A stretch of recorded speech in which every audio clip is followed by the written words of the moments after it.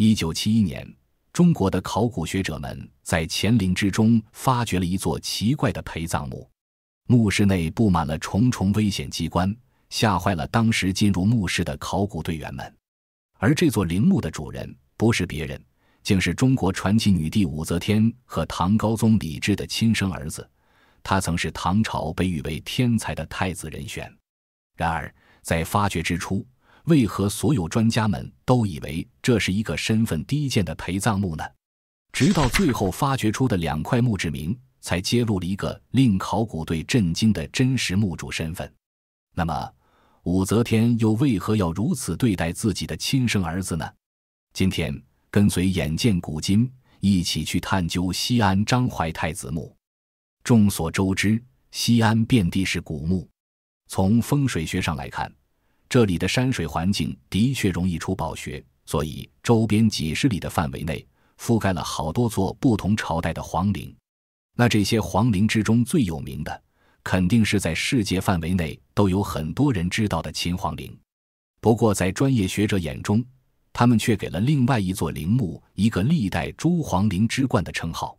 它就是乾陵，也就是唐高宗李治以及中国历史上唯一正统的女皇帝武则天的2人合葬墓。之所以对它能有这么高的评价，一个重要原因就是它建造时仿照长安城的样式，将一座皇陵修成了一座城池。而在这座城中，除了李治和武曌这2人的墓穴，还把一些重要的皇亲国戚以及给他们立过大功的重臣都给埋在里面了。而今天要讲的这座墓也是这17座陪葬墓中的一座。这座墓位于乾陵东南3公里外的高地上，于1971年被考古人员发掘而出。最开始，考古队只是逐步对乾陵的陪葬墓依序进行发掘，但是具体会挖出来谁的墓，大家心里都是没数的。因为虽然根据史料记载，知道这附近埋的不是皇子就是功臣，但是具体哪个地方埋的哪个人，早已经没法一眼分辨出来了。当时的考古队员们来到这座墓穴的所在地，从地上残存的痕迹看出来，这里原来应该是一个墓园。这个墓园大概南北长180米，东西宽143米，面积多达16万平方米。而在这个墓的南边，一东一西都能看到一个土阙遗址。所谓的土阙，就是用土建造的一个高台，是一种唐代墓葬中的装饰性建筑，也叫阙楼。当时残存的土阙高 4.5 米，底宽长是5米，看着就像个土墩子，根本没人能想到他们曾经的样子。在土阙的前面还摆放了2只石羊。根据当时的丧葬习俗来讲，陵墓中石兽的数量是代表着墓主人身份地位的高低的。比如说5品上的官员陵墓里最多放4只石兽，3品上的可以放6只。而乾陵作为2位皇帝的合葬墓，足足放了96对。所以说，当考古人员看到这里只有2只石羊时，心里满是疑惑。看着规制，搞不好就是个9品芝麻官，怎么有资格在乾陵陪葬的？不过越是疑惑，越是让人好奇墓主的真实身份，所以考古队员们从1971年的夏天开始，在炎炎烈日的照射下开始挖掘。这座陵墓的地上封土部分是一个覆斗形，也就是上小下大，顶部平整的形状。地下的结构分为墓道、过洞、天井、甬道、前室和后室这几部分，总长在71米。墓道是一个斜坡，一路往下要经过4个过洞，每个过洞上面原本都是一个天井，只是因为结构关系只挖通了前3个。在挖到第2个过洞时，考古人员最不愿意见到的结构也出现了，那就是盗洞。对于盗墓贼，在让学者们记恨的同时，也不得不承认还是有一些小佩服的，当然仅限于那些有真本事的。毕竟能靠着自己学来的旁门左道，找到一些学者们都找不到的陵墓，又能精准地用最省力的方式挖进地宫之中，这也绝对是个技术活。不过一旦考古过程中见到了盗洞，那基本上就代表着陵墓中文物的损坏与丢失。果然再往前走一段，就看到了一扇破烂的木门。只是毕竟年代已经久远，暂且无法看出这到底是被盗墓贼砸破的，还是自然腐朽了。毕竟是考古，不能急冲冲地往里走。在一番细致的清理之后，考古队员们有些庆幸，因为门板上有66个鎏金铜钉，还有一对鎏金门环，以及鎏金铜锁等看起来比较值钱的文物。这些东西都还好端端地留在了门上，是不是当时的盗墓贼因为一些原因没能进入到墓室之中呢？打开墓门之后，着实吓了考古队员们一跳，因为对着他们的是一排冰冷的剑簇。这就是古时防止盗墓的常见手段之一——机关。在小心翼翼地确定眼前的道路上并没有触发机关的击破之后，考古队员们才敢继续前进。只见狭窄的通道之内设置了几架重弩，弩机之后还有几块10几公斤重的铅块。看来这应当是一个重力触发的装置，大概是木门被打开之后，铅块就会落地，然后勾动机括发射弩箭。只是此时弩箭仍在弩机之上，铅块上也早就没有了牵引装置，只能感叹再精密的机关也敌不过岁月的侵蚀了。经过重重机关之后，考古队员们进入了地宫的前室。整个房间呈正方形，约有5-6米宽高，顶部呈天穹半圆形，上面还画出了银河以及日月星辰，既展现出了古代中国人对天文方面的研究，也能感受到墓主人对于寰宇的向往。短暂的观察之后，队员们带着一些期盼，穿过长长的甬道，继续向后室走去。然而看到后室的石门时，考古队员们的心再一次提了起来，因为这扇石门明显是被外力破坏了。左右2扇的对开门，如今只有左扇完好，右扇已经被打烂。看来朽坏的重弩虽然没有伤到考古人员，但是也没能起到阻拦盗墓贼的作用。队员们迅速进入后室，这里只比前室略大，形制相仿，只是装修方面要更显豪华一些。顶部的日月星辰都贴上了金箔，墙面上的星辰图案也能看出金箔的残留，只是西壁上的金箔基本都被刮走了，东壁上的仍然留存了下来。看来这应该是盗墓贼离开时才开始搜刮这些细节，但是空荡荡的石室也说明了，肯定有大量的文物已经被偷走了。在后室之中，唯一留下的就是一座五殿式石椁。所谓五殿，就是中国古代的一种屋顶形式，也被称为无极殿。在故宫之中，这种屋顶比较常见，比如太和殿、乾清宫等都是这种样式。而这种建筑方式在中国古代是最高规格的，只有皇宫庙宇才能使用。所以此时考古队员们对于墓主的身份再次产生了疑惑，难道他们正在发掘的竟是一座皇家陵墓？来到石椁近前之后，果然也发现了盗墓者留下的痕迹。这座4米见方2米高大的石椁，整体是由33块大石板拼成的，但是此时顶部的5块盖板已有1块被人搬开。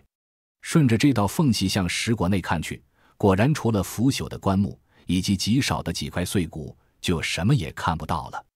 文物被盗固然让人痛心，但更让考古学者难受的是，见不到死者下葬时的形制，就缺少了判断死者身份的重要依据。此时这座陵墓主人的身份对于考古队员们来说仍是一个谜团，毕竟陵墓的地上部分规格毫无章法可言，有着挺大的一个墓园，但是又只有2只石羊守墓。地宫之中又处处贴金，棺椁甚至还用了皇家样式。这些矛盾之处实在让参与发掘的人迫不及待地想要揭开真相。有很多盗墓贼都有个特点，就是他们虽然懂风水懂丧葬文化，但是不懂文物的价值。当然这也与他们所处的时代有关，比如古代的盗墓贼大部分只会盗取金银玉石，这些可以直接卖钱的东西，因为对他们来说文物还不是文物。而这也就造成了一个现象，就是被盗过的墓中金属玉石等器物就会很少见，字画一类如果是名家手笔肯定也留不下，相对不太有名的就会被弃置一旁，导致损毁。但唯独陶瓷器具总是能留下不少。比如，在这座陵墓中，专家们总共发现了600多件文物，其中绝大部分为陶器，包括陶丽俑、三彩武士俑、三彩马、骆驼以及彩绘塔式冠座、绿釉花盆等。陶器没什么可多说的，在各种陵墓之中屡见不鲜，多为日常用具或是给墓主留的佣人等。而这些三彩瓷器呢，自然就是著名的唐三彩了。这种陶瓷制品正是从唐高宗的年代出现时间，而在天宝年间后逐渐被其他制法取代。而唐三彩的主要用处就是制作冥器，也就是陪葬品。而用唐三彩做俑和动物，也都是从武则天的时代才开始的。因此在这座墓中发现这些文物也是让人毫不意外的。另外，盗墓贼盗不走的就是墓中的石刻，比如在后室的两门框半圆形门楣刻有朱雀、飞马、蔓草纹等，这些都是典型的皇室图案了。石椁外壁还刻了一些男女使者，无论动作还是衣着都十分细致。这些也是棺椁之上常见的装饰，与墓中的人俑一样，都是反映墓主生前生活的。这些文物虽说精美，而且如果拿到古玩市场上也具有挺高的价值，但是对于现场的考古人员来说，可以说是见怪不怪了。真正让他们感到震撼的，也是后来被列为中国的国宝，甚至命令禁止出国展览的墙壁之上的一幅幅生动的壁画。从墓道开始一直到后室之中，总共能看到50多组壁画。虽然已经经历了上千年的岁月，但是依然保存较好。从这一点也可以看出，当初进来盗墓的应当也是几百年上千年前的古人，这才能墓室又在时间的作用下重新密封保存下来这些珍贵的壁画。壁画的题材多种多样，比如青龙白虎这种镇墓灵兽，又或者是对后宫生活的描绘。而从这些壁画之中最能凸显的依然是墓主人身份的矛盾之处。因为首先一点，在已发掘的唐代陵墓中，有壁画存在的极为稀少，墓主的身份全都是王公贵族。但这些壁画上的内容又让人一次次怀疑，到底这里埋了个什么人。如果说棺椁的形制让当时的学者们认为自己挖到了皇子墓，那两侧的仪仗壁画则是又一次推翻了先前的论断。在陵墓墓道的东西两侧墙壁之上，有着数组出行仪仗图，仔细一数就能发现两侧各有10人，领头一人黑冠轻服，身材魁梧，正是开道护卫，而在他身后则是3人一组的3组一位，看似数量不少了。但是问题来了，这10人全是步兵，没有骑兵，更没有马车。以唐朝的礼仪制度来说，亲王级别都要比这种配置豪华多了。比如同期修建的另一座懿德太子墓，里面的仪仗队就建制齐全，200多人的队伍，配60匹马6驾车，已经达到了皇帝级别。所以单看这组仪仗图，专家们心里又嘀咕上了，到底这墓里是什么人呢？作为乾陵的陪葬，地上没人守着也就算了，地下也没人送行。要不然就是这人真的品级不够，因为一些特殊原因才能葬在这；要不然就是他得罪了武则天。而带着这些问题，我们再来看另一幅壁画，现在被命名为刻石图。实际上这也是一东一西2幅一组，但是因为西壁上的图画损毁较为严重，所以现在能看到完整原貌的就只有东面这一幅了。从名字上我们就能看出，这应当是记录来客使者的图画。虽然目前对于画面上的人物具体身份还存在一些争议，但是整体上有3人是唐朝时期的外交官或接待官，有3名是外来的使者，这件事还是能确定的。有争论的也只是唐人的官职，以及3位使者到底都是哪个国家来的。那这幅画有什么特殊之处呢？首先从文化意义上来讲，这是现存唯一一幅反映唐朝接待外宾的壁画，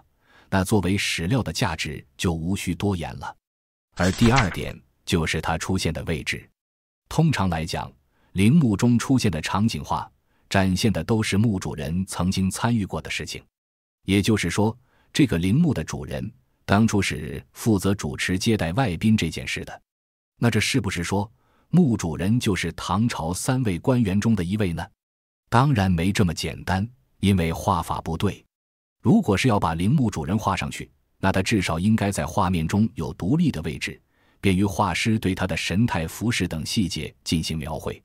但是从这幅图画上，我们能看到3个官员是凑在一起的，甚至其中一个还是个背影。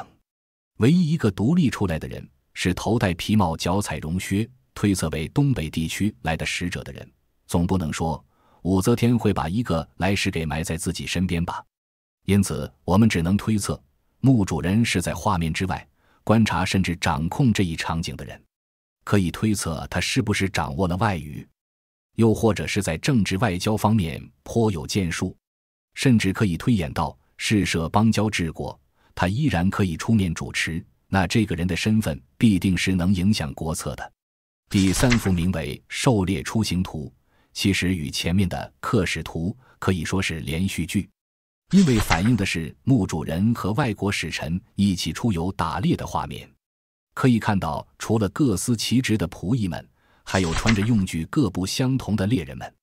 在高清修复之后，甚至能看到有人在马匹上还带了一只似猫似豹的小动物，感觉还有点可爱。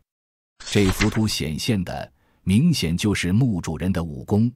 注意，这里说的不是武侠小说里的中国功夫，而是在武力方面的功绩。众所周知，唐太宗李世民就是靠自己的武力夺得的皇位，而在唐朝初期，凡是皇子都要时不时出去打猎，来展现自己在骑马打仗方面的才能。而这位墓主人文能接洽外宾，武能骑射狩猎，在场的学者们看完这些壁画，心里都觉得这妥妥的是太子配置啊。事实也正是如此，因为接下来考古队员们发现了2盒墓志铭，证实了这座墓的主人竟然是武则天的亲儿子李贤，也就是张怀太子。2盒墓志铭，其中一块概书大唐顾雍王墓志之铭，是在神龙2年706刻下的志文，共有1600余字，主要就是对李贤的生平进行的记录。因为此时已经是武则天在世时对他进行追封了，所以或许是为了显得自己对于儿子没有那么狠心，对李贤的夸奖占据了铭文的一大半。另一块概书大唐顾张怀太子并非清河房时墓志铭，为卢粲撰写，总共1100多字。这篇文章的整体内容和第一块相差不多，也都是在赞扬李贤。只是如果细看，就能看出2篇在一些具体的时间节点上存在着一些出入。不过当时的学者们还没来得及关注这些细节，而是在庆贺终于弄清了墓主人的身份，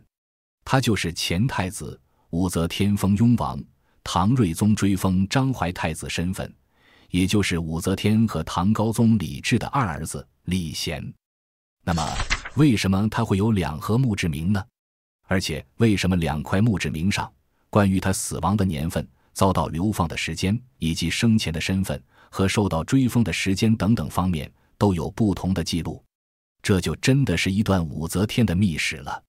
我们来看看武则天为了自己上位当皇帝，对自己的亲儿子都用了哪些手段。李贤生于公元655年，在这之前，武则天和李治已经有了一子一女。他的哥哥叫李弘，姐姐安定公主刚出生就被掐死了，甚至都没有名字，因为武则天要用她的死来栽赃当时的王皇后，从而让自己上位。在这种背景下出生的李贤，自然注定了他不得安宁的一生。看过一些清宫剧，或是对中国古代封建制度有些了解的朋友应该知道，在当时所谓的太子通常来讲就是皇帝的长子，所以李贤出生时，李弘正是太子。只是20年后，李弘因为一场意外突然就死了，这太子的身份自然就落到了当时最大的李贤身上。要说李贤真的是对得起他自己的名字，突出的就是一个贤名。在史书之中，凡是记载他在担当太子期间的事迹的，没有一本不是夸奖他的。比如速成聪敏、出自天性，自请监国，留心政要。还有说他亲自批注了《后汉书》，史称张怀注本，可见他对于史学方面也有极高造诣。而前面的《刻史图》和《狩猎图》多半也是记载的他在担当太子这段时期的事迹。由此可见，如果按照正常的轨迹发展，他自然会继承皇位，甚至称为一代明君。但是他虽生在帝王之家，却又偏偏是生成了武则天的儿子。以武则天的野心，怎么可能放任李贤继承帝位呢？不过为了顺利地把他从太子的位置上拉下来，武则天也不是只用蛮力，而是精心为他炮制了七宗罪。正是靠着这7条或流言或罪状，才成功将李贤从太子贬为了庶人。他编造的第一个罪状就是李贤的身世问题。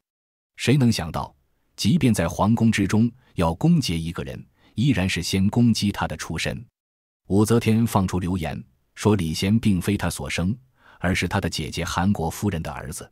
不是皇后的儿子，自然就没有作为太子的正当性。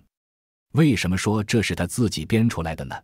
毕竟哪怕是他亲孙子孙女，敢在背后议论他，都要被他弄死。那李贤不是他生的这种传言能流传开，如果不是他允许，谁敢到处说呢？那么第二个原因就是李贤的面相不好。虽然有点离谱，但放在古代又挺合理。当时武则天非常信任一个术士，叫明崇俨，就喜欢给武则天讲一些命理知识，教她怎么上位。而明崇俨就曾经评价说，3子李显长得像太宗，4子李旦一看也是个富贵命，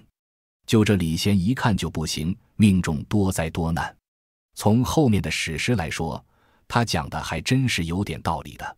第3点就是李贤的个性有问题。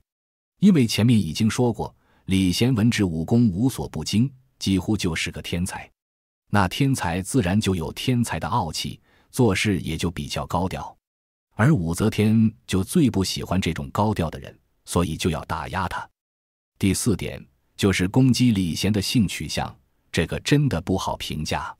因为史料记载，李贤是有2个妃子的，而且现在的张怀太子墓，按照墓志铭所写，也是和他的妻子房氏合葬的，只是因为盗墓贼的破坏，导致没有办法分辨是否有2人的尸骨。但是当时就有坊间传言，李贤总是和男人厮混在一起，尤其是他有个家仆叫赵道生，因为长得好看，李贤就经常赏赐他东西。虽然说在中国古代好男色也不能算罕见，但是作为太子做这种事就万万不行。第5点依然和李贤的才华有关，就是前面提过他编著《后汉书》这件事。因为在中国的历史上，汉朝就发生过外戚干政的事情，所以武则天就觉得李贤专门选这本书来搞，是不是在影射他干政了？因此也就催生了第6个罪名，说李贤不孝，对他不够尊敬。而最后一个罪名最为严重，就是说李贤不忠，意图谋反。这在古代中国可是要杀头的罪名，给他安这样一个说法，可见武则天对他是真的动了杀心了。而这件事依然和前面提到的明崇俨有关。在公元679年，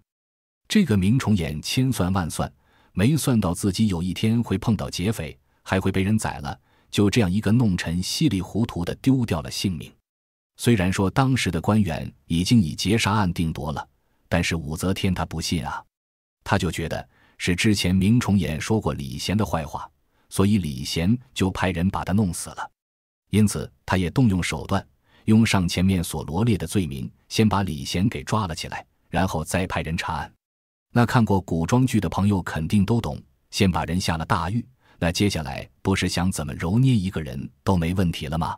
果不其然，查案的官员在搜查李贤的府邸时，竟然搜出了几百副铠甲。要知道，古时候如果你作为官员或是亲王，你有护卫有武器库，这都说得过去，唯独就是不能私藏甲胄。只要查出来这个东西了，你就是要谋反都不会有辩解的机会的。而最关键的就是前面说和李贤乱搞的男宠赵道生，这会儿又化身成为污点证人，指证李贤派人杀了明崇彦。这下谋杀官员、意图谋反等等罪名一扣，李贤全府上下的脑袋都不够砍的。这时候还得说是李治，虽然妈可能不是亲的，这个爹绝对是亲的。哪怕李贤有着谋反的嫌疑，李治都不杀他，一定要保他。最终给李贤定了个贬为庶民的刑罚，流放到巴州去了。在李贤被流放4年后，李治驾崩，轮到李贤的三弟李显继位了。但是这个李显就太好拿捏了，只当了55天皇帝，就直接被武则天踢下了龙椅，又将老四李旦扶植成了傀儡。根据《旧唐书》记载，这之后武则天就派人去巴州看了看李贤，然后就逼他自杀了。然而即便他已经死了，仍然没能逃脱被武则天掌控的命运。他死后总共办过3次葬礼，第一次就是在流放地巴中以平民身份死去下葬，而后当他被追封为雍王时，又被迁回乾陵之中，以亲王身份下葬，也就有了第1块墓志。第2块则是在他被追封为章怀太子时，又将他重新与妃子房氏合葬时刻写的。至于上面对于一些时间点记录上的差别，存在着不同的解读。有人说单纯是不同史官记录时的错漏所致，也有人说这是后面为了掩盖武则天杀害亲生儿子的事实，所以做出的修改。到底是该信后人的史书，还是信墓志铭，又或者是要心中自有论断，就全看您自己的理解了。在李贤生前，因为感受到了母后为了权力已经完全不把自己当儿子看待，所以写下了一首黄台瓜词：种瓜黄台下，瓜熟子离离，一摘使瓜好，再摘令瓜稀。3摘犹尚可，4摘报慢归。诗中把武则天比作藤蔓，说她把4个孩子都当果实一样摘下，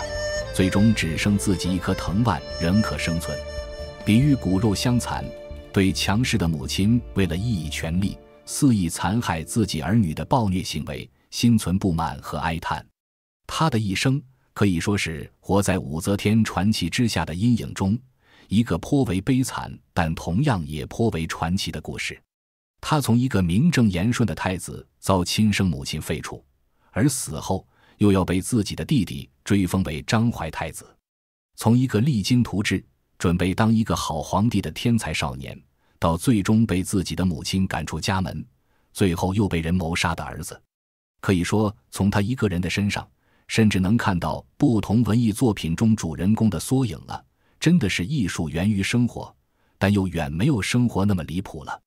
不知道看完他的故事，您心中有什么想法？是替他感到悲伤，还是对他的母亲武则天有了不一样的认知？欢迎留言讨论，说说您对这个故事的看法。